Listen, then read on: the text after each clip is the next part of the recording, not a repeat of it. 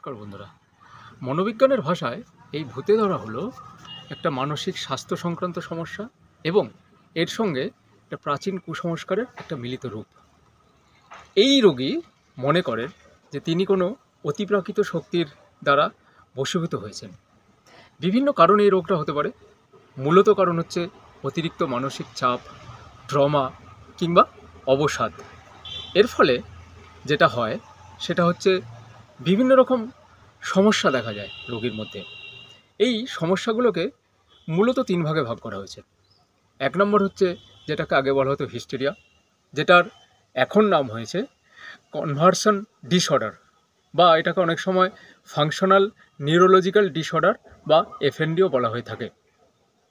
দ্বিতীয় হচ্ছে যে সিজোফ্রেনিয়া বা স্কিজোফ্রেনিয়া। আর তৃতীয় নম্বর হচ্ছে ম্যানিয়াক ডিপ্রেসিভ, যেটার এখন নাম হয়েছে বাইপোলার ডিসঅর্ডার।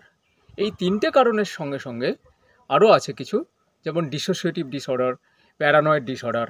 এর ফলে কি হয় না, এর ফলে দুটো অবস্থার সৃষ্টি হয়, ইলিউশন এবং হ্যালিউসিনেশন।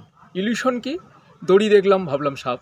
হ্যালিউসিনেশন কি, কোথাও কিছু নেই অথচ শুনছি যে কেউ কানে কানে কিছু বলছে। এই ধরনের সমস্ত অবস্থা তৈরি হয়। তো ভূতে ধরাটা একবারেই বিজ্ঞানের ভাষায় মানসিক রোগ। যদি কাউকেও তথাকথিতভাবে ভূতে ধরে, ওঝা গুণিন নয়, আপনারা মডার্ন মেডিসিনের সাহায্য নিন।